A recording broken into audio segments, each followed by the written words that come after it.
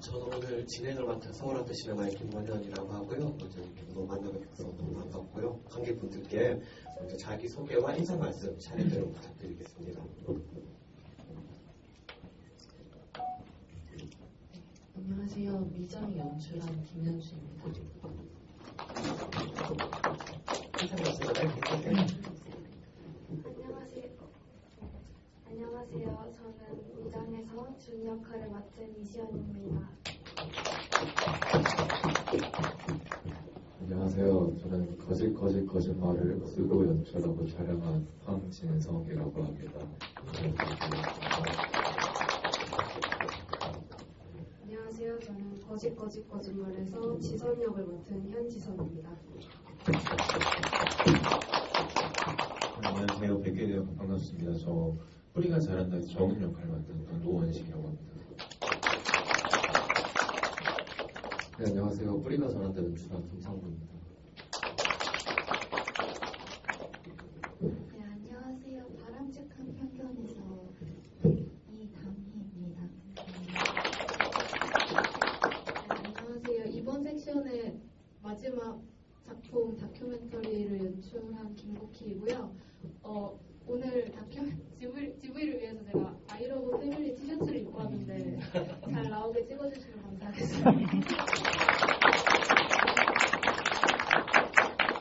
오늘 영화를 보신 분들 다들 되게 재미있게 또는 무섭게 또는 이상하게 영화를 다 보셨을 것 같은데요. 제가 차례대로 저도 이렇게 되게 재미있게 봤던 점들 또 궁금했던 것을 먼저 질문 드리고 관객분들 채팅방 지금 바로 전달 드리도록 하겠습니다. 먼저 김현주 감독님께 질문 드리고 싶은데요. 머리 자르기란 소재 자체가 일단 되게 재미있었어요. 되게 일상적으로 자르는 거긴 한데 이게 가족 간에 한 번 자르고 또 한 번 더 자르는 그런 식으로 이어지는 게 짧은 거니 달관해서 되게 효과적으로 쓰인다라고 생각을 했는데요. 처음에 머리 자르기라는 소재를 어떻게 떠올리셨는지 좀 이렇게 들어보고 싶습니다. 일단 다들 중고등학생 시절에 두발 제한 있으셨을 거라고 생각을 하는데 어떠셨을지 모르겠어요. 저 같은 경우에는 이제 지방에서 학창 생활을 보냈는데 그때 이제 중학생 때는 두발 제한이 있었거든요. 딱 이제 제가 연출한 작품에 나오는 준이의 연령대에 딱 들어맞는 그 경험을 가지고 조금 가족 안에서 말로 할 수 없는 좀 이제 우리가 무언으로 좀 눌러놓고 있었던 작은 갈등, 우리가 잊었을 법한, 이제는 기억하고 있지 않을 법한 그런 자그마한 갈등을 이 5분이라는 짧은 시간 안에서 관객분들이 보시면서 잠시라도 떠올려 보시면 어떨까, 잠시라도 기억해 보면 어떨까 하는 취지에서 출발을 했습니다. 작은 소재의 작은 영화입니다. 이 영화에 되게 큰 역할을 하는 게 미장원 자체라고 생각을 했어요. 만약에 같은 이야기라고 해도 이를테면 홍대에 지구 내리는 되게 세련된 미장원이었다면 또 분위기가 달랐을 것 같은데 이 동네에 저런 미장원이라서 이 영화의 분위기가 더 잘 살았던 것 같습니다. 어떻게 이런 미장원을 섭외를 하셨는지 어떤 느낌의 미장원을 찾고 싶어 하셨는지 좀 궁금합니다. 일단 말씀 주신 것처럼 그런 세련된 미용실을 생각한 건 아니었고, 어릴 때 정말 엄마 아빠가 데려다 주시던 너 머리 너무 많이 길었다, 잘라야 한다 해서 데려다 주셨던 그런 동네에 좀 아주머니들이 이렇게 잘라주시던 조금 정겹기도 하고 약간은 좀 어수선하기도 한 그런 미용실을 생각을 했습니다. 이제는 많이 남아있진 않지만은 운 좋게도 제가 살고 있는 동네 좀 이제 노후된 동네이긴 하지만 그 동네 가까이 있는 미용실 사장님께 부탁을 해서 섭외를 잘 했습니다. 감사합니다. 그리고 이시연 배우님께도 질문 드리도록 하겠습니다. 저는 지금 영화만 보고 지금 본 거라 가지고 그래서 지금 시연 배우님 어디 계시죠? 약간 좀 바로 찾았었는데 머리가 잘리는 연기를 하시면서 그러니까 화도 많이 내시고 물기도 막 하셨고 막 되게 다양하게 막 고조가 큰 연기를 하셨어요. 네, 그래서 이렇게 약간 감수성이 없는 저로서는 머리가 잘린다고 저렇게까지 되나 약간 이런 생각도 했었는데 배우님께서는 이렇게 그 연기를 하실 때 어떻게 몰입을 하셔가지고 이렇게 연기를 하셨는지 좀 이렇게 자세히 들어보고 싶습니다. 약간 설정을 좀 전에는 힘들게 머리를 길렀었는데 잘라야 되니까 아쉽기도 하고 왜 잘라야 되는지 싶기도 하고 엄마한테 자르니까 좀 이상하게 잘려가지고 기분 나쁘고 해서 화내고 좀 울고 했던 것 같습니다. 현장에서의 얘기도 좀 이렇게 들어보고 싶은데요. 머리 잘리는 연기도 하셨지만 머리를 자르는 연기도 하셨잖아요.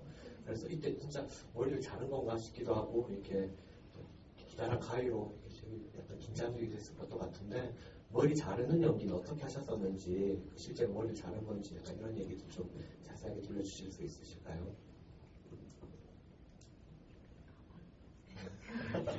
가발이 있었어가지고 가발 조금 잘랐었어요. 네, 알겠습니다. 감사합니다. 그리고 거짓말에 황진성 감독님께도 질문 드리도록 하겠습니다. 저는 약간 남주에 이입을 해가지고 영화를 봤었을 때 약간 좀 끔찍하다 싶었거든요. 어떻게 이런 영화를 만들 수 있지? 했었는데 감독님은 평소에는 어떤 이야기에 어떤 상황에 좀 흥미를 느끼시는지 좀 궁금해졌습니다. 저는 그 이전 작품들도 그렇고 좀 일상적인 것보다는 살짝의 약간 엄청 과하게 비현실적이진 않더라도 약간 어딘가 비현실적인 요소가 살짝 묻어있는 그런 이야기들이 조금 재밌는 것 같더라고요. 그래서 외계인이라는 소재를 사용한 것도 있는 것 같습니다. 이렇게 너무 심리적으로 보는 내내 이렇게 막 위축되어 있다가 그래도 마지막에 그래도 겨우 좀 숨을 돌렸던 게 하늘로 날아가는 연출 때문이었습니다. 이거 어떻게 찍었지라는 생각이 좀 들었는데요. 어떻게 찍으셨는지 또 어떻게 되게 고민이 많으셨을 텐데 이렇게 정말 하늘로 날아가 버리는 이런 결말을 생각하셨는지 같이 들려주시면 감사하겠습니다. 일단 어떻게 찍었냐에 대한 대답은 제가 이 작품을 핸드폰 하나로만 모든 걸 다 찍고 싶다는 생각으로 날아가는 그 장면을 만들고 싶은데 어떻게 하지 고민을 하다가 그 제가 쓰고 있는 아이폰에 3D 캡처 기능이 있어요. 이제 캡처를 하면은 그게 이제 컴퓨터상에 그 사람이 이제 내 마음대로 움직일 수 있게 캡처가 되는데 그거를 캡처한 다음에 프로그램으로 이제 팔을 들어 올리고 뭐 이렇게 다리가 살짝 움직이고 그런 것들을 컴퓨터상에서 이제 만들어서 약간 CG 작업 같은 느낌으로 만들었던 기억이 있습니다. 그리고 이제 하늘로 날아가는 장면을 왜 넣었냐고는 질문에는 저는 이제 이 지선이의 말이 진짜인지 아닌지 끝내 확답을 할 수 없는 상태였으면 좋겠다는 생각이 들었어요. 그래서 이게 하늘로 날아가는 게 어찌 보면 진짜 외계인인가라는 생각이 든과 동시에 그게 상원이의 시선은 아닐까, 진짜로 날아간 게 아니라 그냥 상원이의 시선으로 날아가는 게 보이는 게 아닐까, 그런 식의 연출을 하기 위해서 일부러 좀 선명하지 않고 블러를 약간 흐릿하게 보인다거나 그런 식으로 연출했던 것 같습니다. 감독님은 이렇게 말씀하셨는데 현지선 배우님 어떻게 연기하셨는지 이렇게 비슷한 맥락에서 좀 여쭤보고 싶습니다. 이게 거짓말인지 진실인지 알 수 없다는 게 이 작품의 매력이라고 생각을 하는데요. 이거를 배우분이 연기를 할 때는 또 좀 다른 문제일 것 같아요. 그래서 나는 외계인이라든지 가족에 빚이 있다라든지 이런 임신을 했다든지 이런 식의 얘기를 할 때 어느 정도까지가 거짓이고 어느 정도까지가 진실이라고 속으로 스스로 생각하시고 연기하셨는지 얘기를 좀 들어보고 싶습니다. 네. 이게 사실 외계인이라는 게 엄청 비현실적이잖아요.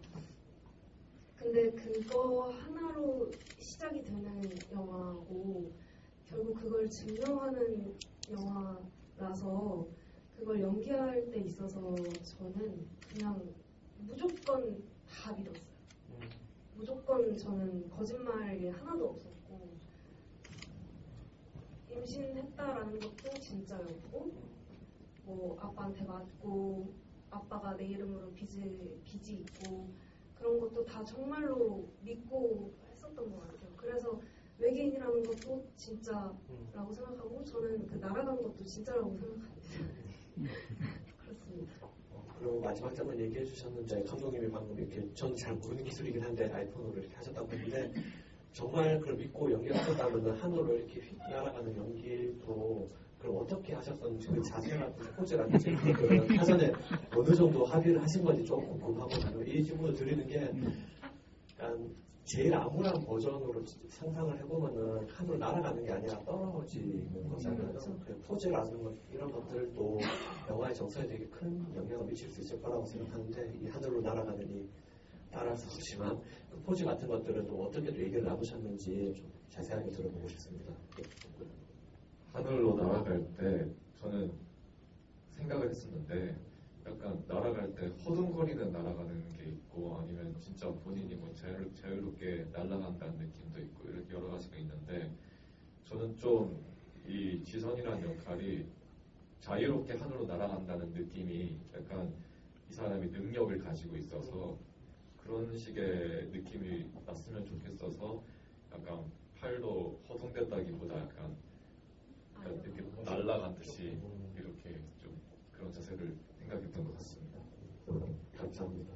그리고 또 소리가 잘한다. 지금 좀 질문 드리도록 하겠습니다. 감독님께 사실 기술적인 것들을 좀 여쭤보고 싶어요. 잘 모르는 부분이라서 제가 오히려 CCTV 화면으로 이렇게 전개가 되는 게 굉장히 흥미로웠는데요. 그래서 궁금한 거는 그럼 진짜 현장에 저 숲마다 카메라 9개를 달아놨던 건가? 약간 이런 생각이 들었습니다. 이 CCTV 격자 화면이라고 해야 될까요? 그건 어떻게 떠올리셨고 어떻게 실제로 구현하셨는지 좀 궁금합니다. 그거는 9개를 전부 다 한 건 아니고 그 CCTV처럼 이제 밤에도 보일 수 있는 캠코더를 저희가 다른 각도에서 다 일일이 찍어둔 다음에 그거를 이제 편집 때 9개로 이렇게 맞추는 방식으로 작업을 진행했던 것 같습니다. 그래서 화면에 보이는 그런 나무 근처에 매달려 있는 CCTV 같은 거는 소품 같은 걸로 이제 대체를 하고 실제로 녹화가 되는 거는 이제 CCTV 카메라랑 같은 그런 기능을 가지고 있는 카메라로 찍어서 이렇게 분할을 해서 만들었던 것 같습니다. 이 영화의 장르를 호러라고 만약에 정리를 했을 때 어둠을 진짜 뭐 다른 거랑 뭐 굳이 비교를 하자면 탁월하게 잘 쓰신 것 같았습니다. 되게 어둠은 진짜 깜깜하게 나왔고 빛이 필요한 장면에서는 되게 또 밝게 확 나왔고 그런 것들이 되게 인상적이었는데요. 이런 것들 현장에서는 어떻게 또 구현을 하셨는지가 좀 궁금했습니다. 특히 후반부에 후레쉬로 이렇게 깜빡깜빡하고 할 때는 저게 지금 실제로 라이브로 찍은 게 저렇게 보일 수 있는 건가? 뭐 이런 궁금증도 들었고 인부가 이렇게 정체불명의 인부를 보여주는 장면에서는 이렇게 흑백 빛과 어둠의 대조가 또 너무 오싹하게 다가와서 이걸 어떻게 찍었지라는 생각이 궁금증이 들었는데요. 현장에서 이렇게 찍으실 때 또 뒤에 편집 같은 거 하실 때 어떤 고민들을 하셨고 어떤 방법들을 쓰셨는지 좀 들어보고 싶습니다. 같이 만드는 이제 스태프분들하고 많이 얘기를 했었는데 일단 가장 공통적으로 의견이 좀 모아졌던 거는 좀 눈을 찔렀으면 좋겠다. 보는 사람들의 눈을 좀 확 부시게 잠깐이라도 좀 시력을 멀게 만들고 눈을 찌르는 듯한 빛이었으면 좋겠다라는 생각을 해서 실제로 저희가 그 플래시를 고를 때도 광량이 굉장히 센 거를 좀 선택을 했었고 실제로 그 마지막에 깜빡이는 거 같은 경우는 실제로 그거를 만지실 줄 아는 분에게 부탁을 드려서 자체 제작을 한 다음에 이제 사람이 숨어서 이제 모스보 누르듯이 깜빡이는 걸 이제 조절하는 방식으로 촬영을 했었거든요. 그래서 저희들이 좀 원했던 거는 빛과 어둠이 최대한 선명하게 좀 어두울 때는 확실히 어둡고 밝을 때는 확실히 밝았으면 좋겠다는 약간 그런 컨셉으로 접근을 했던 것 같습니다. 저는 오늘 아쉽게 스크린에서 보지 못했지만 아마 극장에서 보신 분들은 정말 눈이 약간 확 하지 않았을까 그런 생각이 듭니다. 노원식 배우님께도 질문 드리고 싶은데요. 방금 이 영화의 장르를 호러라고 만약에 정리한다면 이라고 시작을 하긴 했지만 만약에 호러 떼고 그냥 리얼로 봐도 굉장히 무서운 상황이 아닌가 그런 생각을 해봤습니다. 이렇게 두 가지 질문을 드리고 싶은데요. 하나는 후임을 약간 갈군다, 라고 혼낸다라고 할 때 그 톤이 정말 절묘했다라고 느꼈습니다. 이 사람이 나쁜 사람은 아닌데 진짜 답답해가지고 이렇게 막 가르치고 혼낸다라는 그런 느낌을 좀 받았거든요. 그러면서도 어떤 순간에는 되게 좀 무서운 약간 좀 부조리한 지시를 내리는 사람 같다는 느낌도 들었고 약간 이런 톤을 어떻게 조절하셨는지 연기하신 정훈이란 인물을 어떻게 해석하셨는지 좀 들어보고 싶습니다. 이게 좀 깨질 수도 있는데 제가 이제 노트 정리하면서 굉장히 여러 가지들을 막 정리를 했어요. 처음에는 뭐 여기서 빠르게 좀 승진해서 살아남아야겠다 아니면은 돈을 많이 벌어야겠다 이런 거 하다가 나중에 다 지우고 딱 한 줄 남은 게 집에 빨리 가야겠다 하나만 생각한 것 같아요.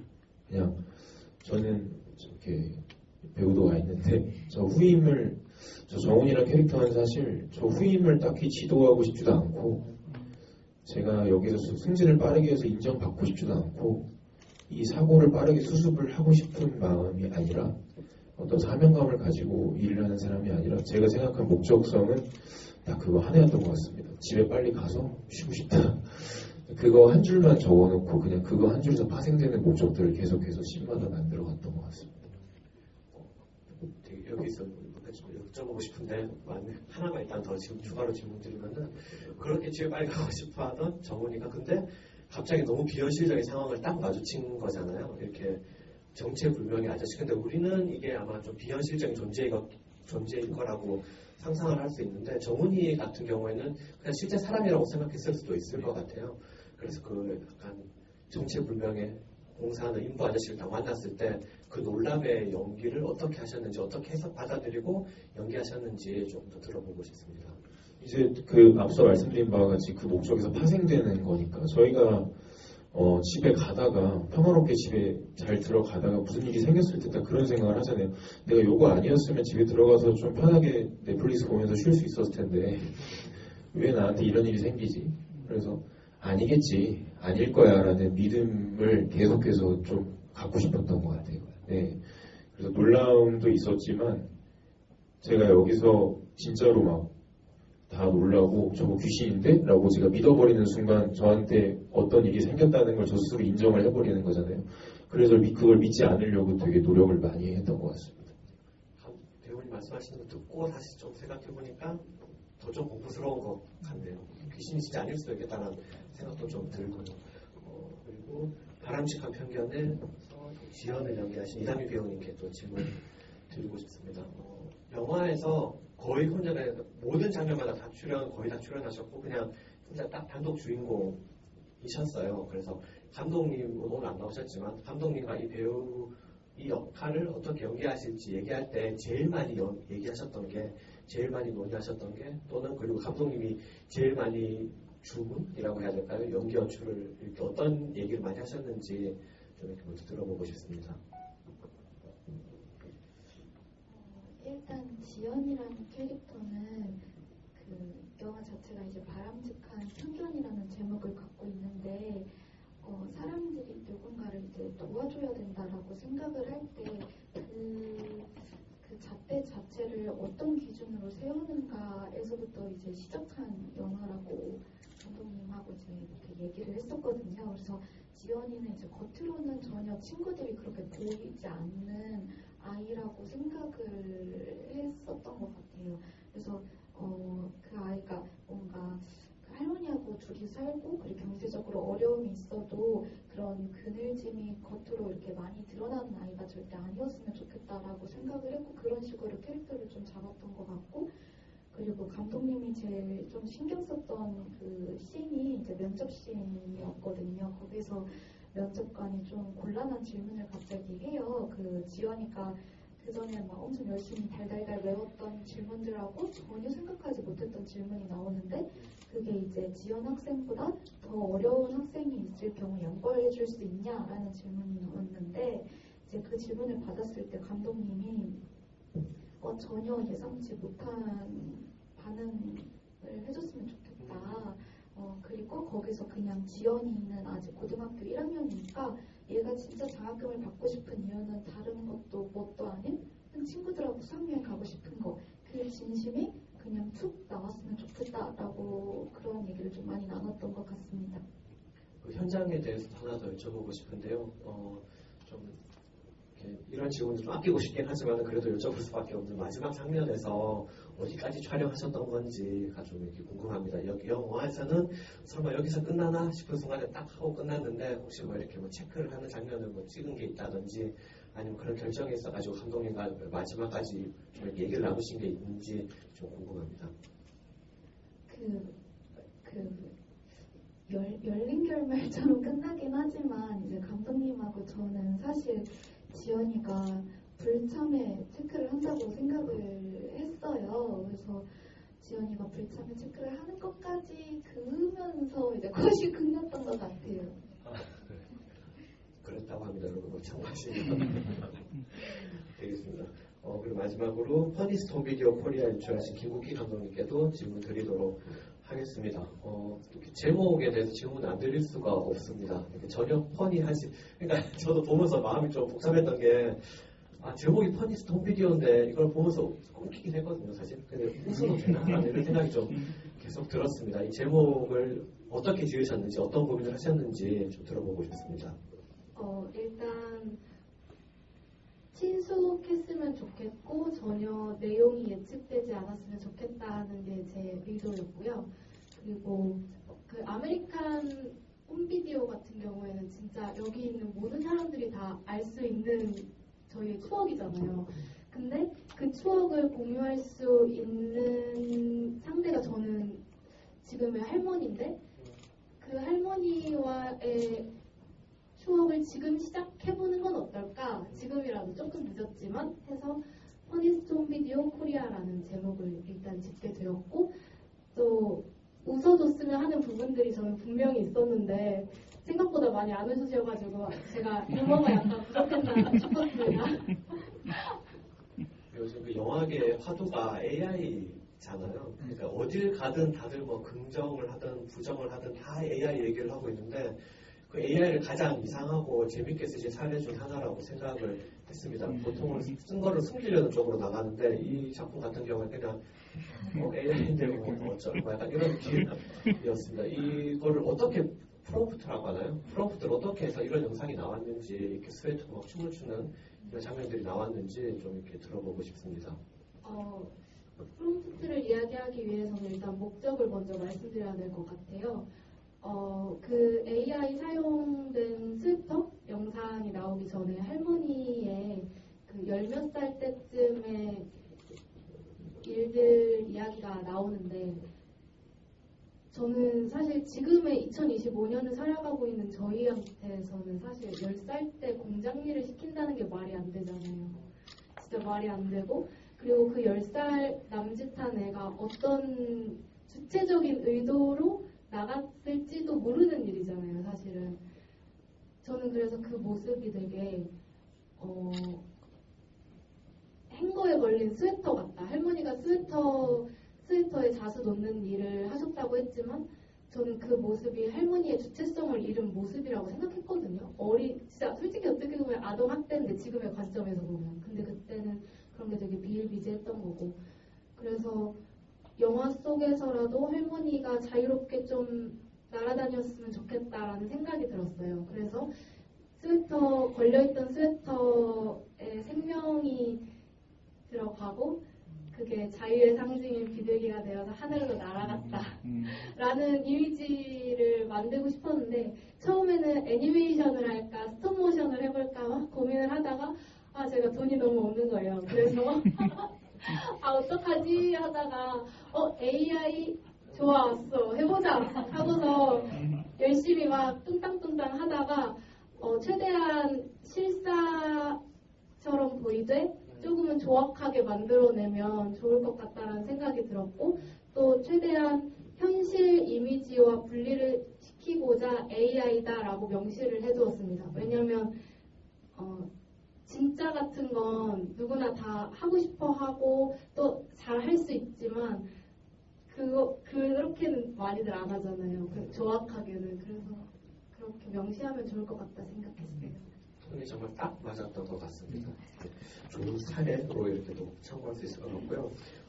이렇게 질문을 이렇게 많이 주셨는데 제가 막 질문을 너무 많이 해버린 것 같기도 하고 이 중에서 이렇게 몇 가지 좀 전달드리도록 하겠습니다. 이시영 배우님께 질문이 들어왔습니다.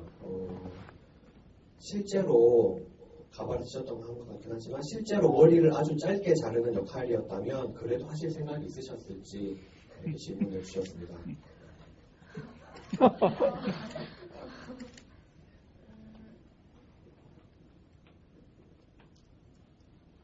그래도 가봐야 할 것 같아요.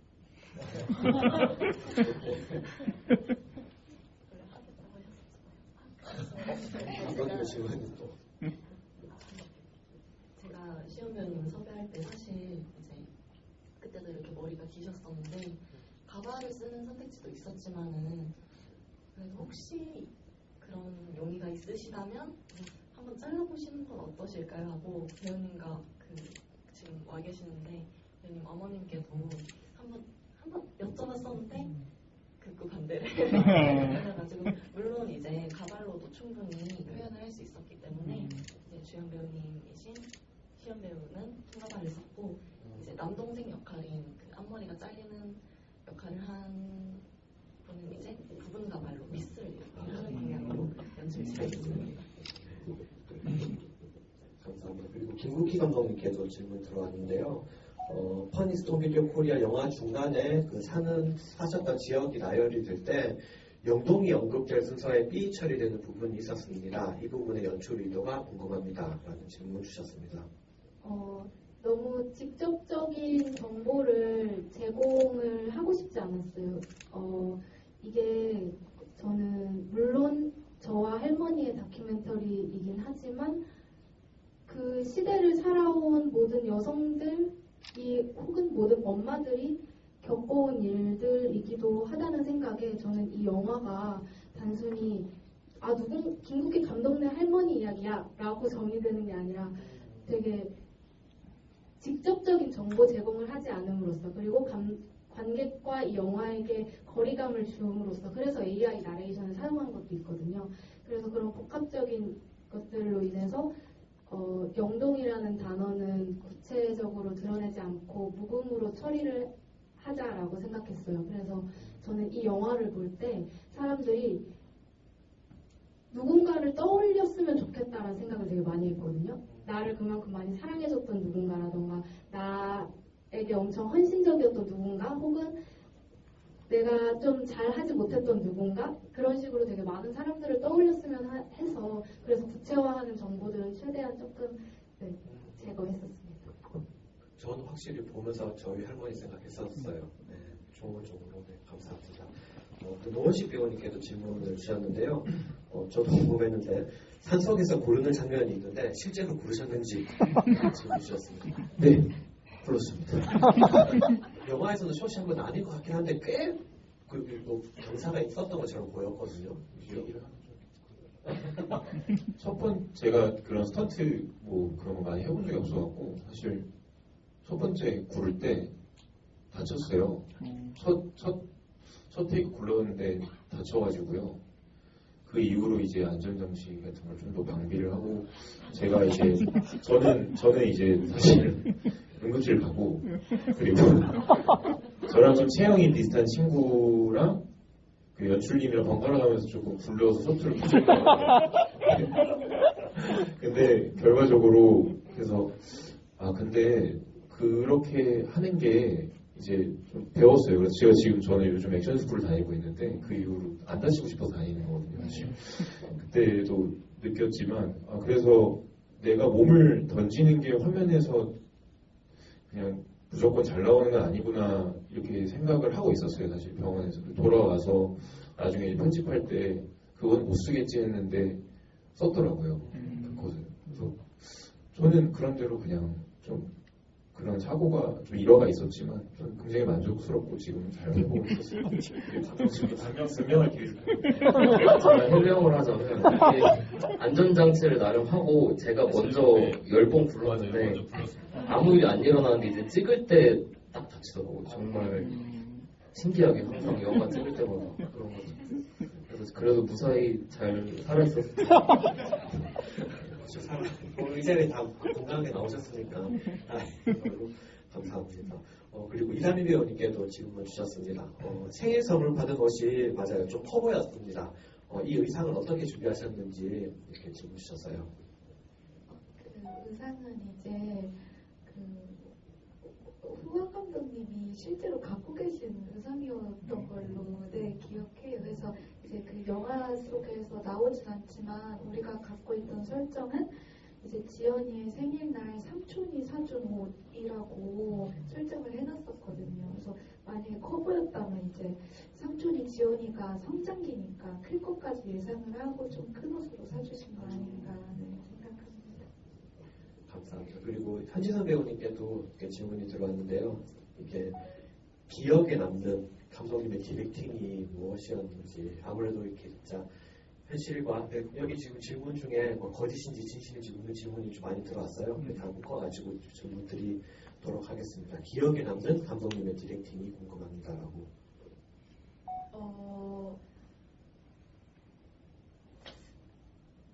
제가 그 약간 헷갈려 하거나 그 다 진짜로 믿고 가자라고 결심을 했어도 뭔가 이게 이런 게 맞나라는 속으로 의심이 들 때나 그런 게 좀 많이 드러났나 봐요. 여기 할 때나 이럴 때. 그래서 그냥 무조건 너는 다 진짜라고 생각하고 그냥 그렇게 하라고. 그 남자 배우가 나빠 보이든 불쌍하든 그런 거는 상관하지 말고 너는 그냥 무조건 다 진짜고. 왜냐면 거짓말에 대한 얘기이기 때문에 이 거짓말에 거짓말이 되려면 그 마지막에 이제 제가 머리를 묶는 장면에서 뒤에서 남자 상원 배우가 나는 거짓말인 줄 알면서도 또 거짓말로 그래 그럴 줄 알았어. 내가 속을 줄 알았어. 이런 식으로 얘기를 하잖아요. 그런 게 더 부각되고 뭔가 더 살아나려면 제가 더 진짜여야 한다라고 디렉팅을 많이 해주셨습니다. 진짜처럼 연기하실 거예요. 감사합니다. 그리고 아마 이게 마지막 질문이 될 것 같은데요. 김국희 감독님께도 그 질문 주셨어요. 이 영화를 할머니랑 같이 보셨는지, 그 할머님이 보시고 어떤 얘기를 해주셨는지 질문 주셨습니다. 제가 이 질문을 진짜 많이 받거든요. 근데 아직 할머니한테 못 보여드렸어요. 할머니한테 보여드릴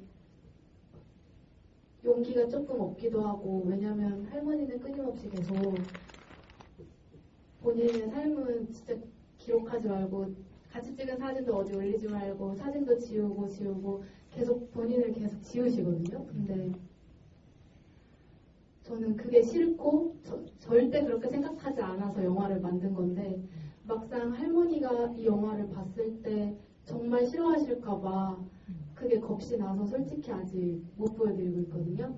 근데 언젠간 저는 보여드릴 거예요. 그리고 사실 제가 지금도 이 디카로 계속 찍고 있는 이유가 할머니가 나오는 영화랑 할머니의 삶을 진짜 사람들이 엄청 좋아하더라 라는 거를 같이 보여드리고 싶어가지고 네, 그렇습니다. 언젠가는 이렇게 또 다른 자리에서 같이 보고 어쩌면 할머니는 이렇게 집에 나오실 날도 있지 않을까. 제가 진짜 노력할게요. 네.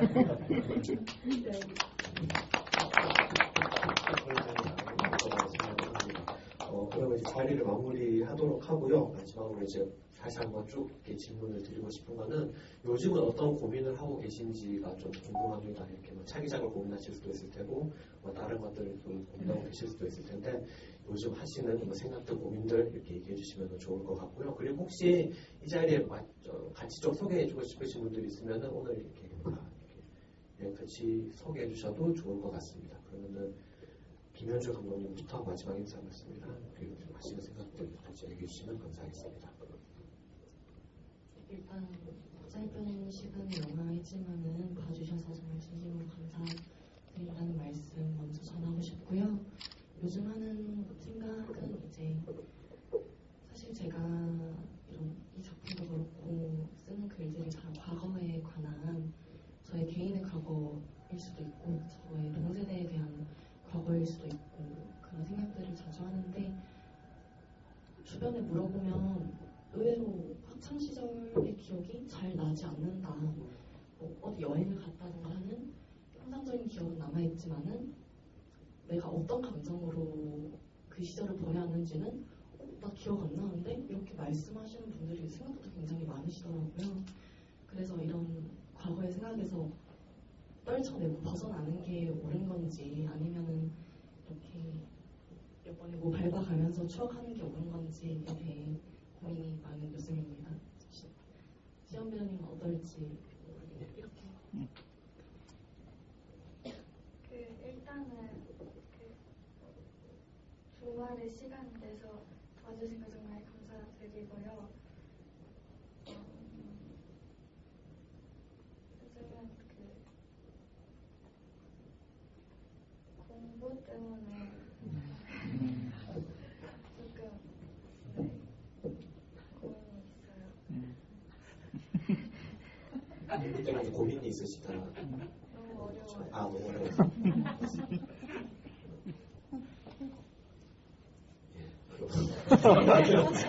굳이 공부에 열심히 하셔가지고 이렇게 좀 높은 성취감도 또 찾으시고 이렇게 연기도 그리고 계속 해주셨으면 좋겠고 앞으로 이렇게 기대하도록 하겠습니다. 감사합니다. 그리고 황진상 감독님. 네, 먼저 소개를 먼저 하자면은 같이 출연했던 상원 배우가 여기 와 있습니다. 네, 요즘 생각은 다음 작품도 생각을 하고 있는데 다음 작품도 지금처럼 외계인이라는 소재를 다시 활용해서 두 번째 버전으로 약간 인생의 주인공이고 싶었던 한 남자가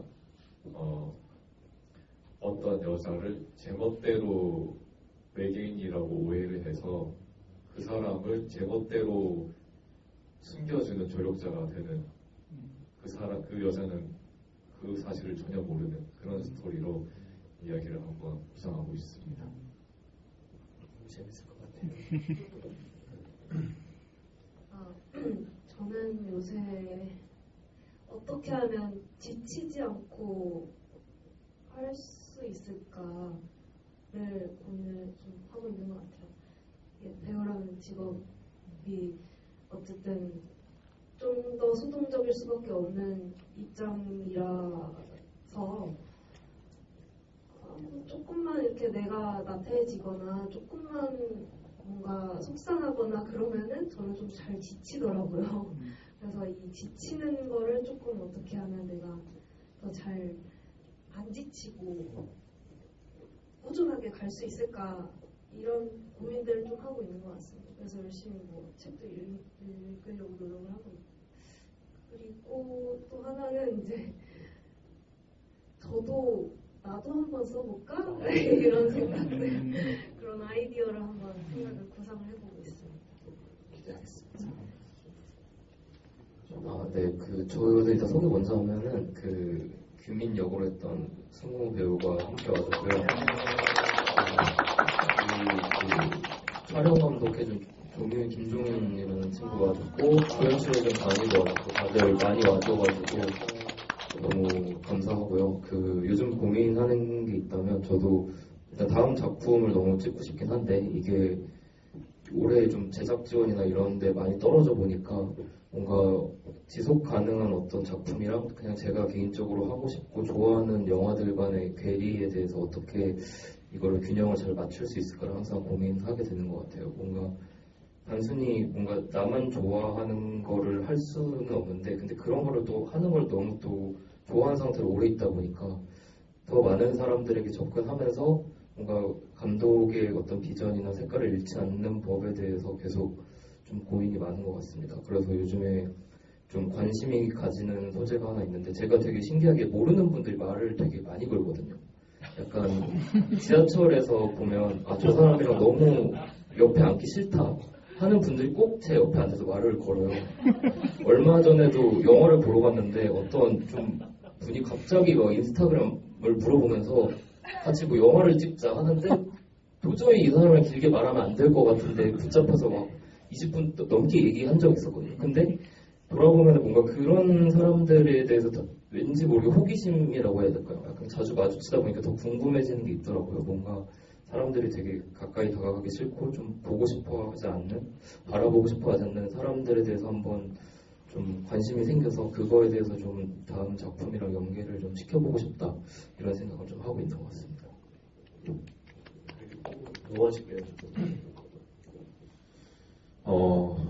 저는 사실 연출 전공입니다. 연기 전공이 아니고요. 제가 올해 이제 찍었던 영화도 지금 GV를 여러 개를 다니고 있어요. 사실 너무 감사하게도. 근데 이 친구랑 같이 제가 지금 주연 배우로 출연했던 영화까지 겹치면서 참 이 8, 9월 2달 동안 굉장히 많이 영화제들을 참여를 하고 다니고 있는데 이때 지금 이제 다니면서 그냥 머릿속에 딱 한 줄을 넣어놓고 살고 있습니다. 이거 한 번으로 인생이 바뀌지 않는다. 너무 잘 알고 있고 그래서 다음번에 우리는 또 아침에 일어나서 글을 쓰고 연기 연습을 하고 이게 반복이 되겠죠. 그리고 이것보다 더 좋은 자리에 가도 아마 인생은 안 바뀔 거예요. 계속 아마 저희는 계속 가게 될 거고 굳이 하고 싶은 얘기가 한 가지 있었으면 저는 질문을 하기 위해서 연출을 하고 개인적인 모습들을 보여주기 위해서 연기를 한다고 생각합니다. 스스로.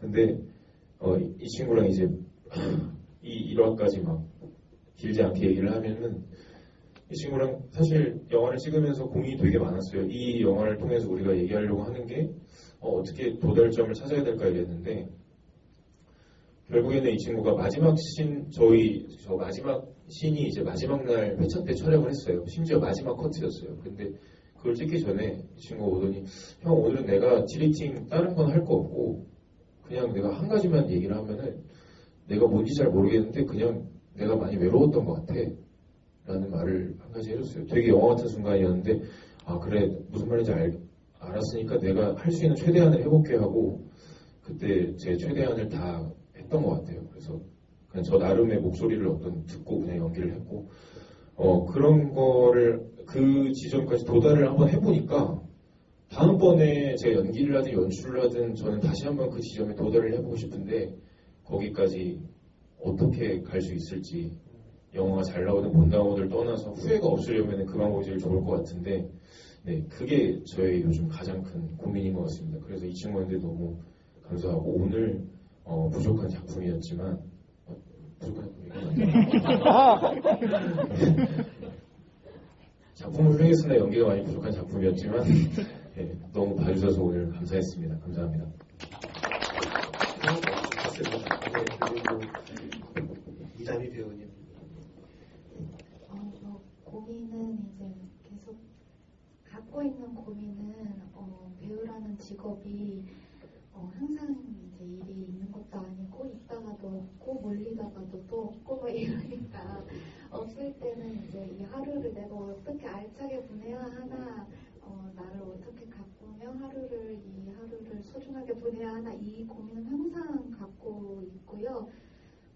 그 고민 중에 이제 또 그렇게 하루를 소중히 보내기 위해서 이제 요즘에 또 새로 영어를 배우고 있는데 이 영어 발음을 어떻게 좋게 하나 요즘 그게 가장 큰 고민인 것 같습니다. 그리고 마지막으로 김국희 감독님. 저는 먹고 사는 게 너무 어려운 것 같아요. 막 진짜 영화를 찍는다는 행위도 결국은 똑같거든요.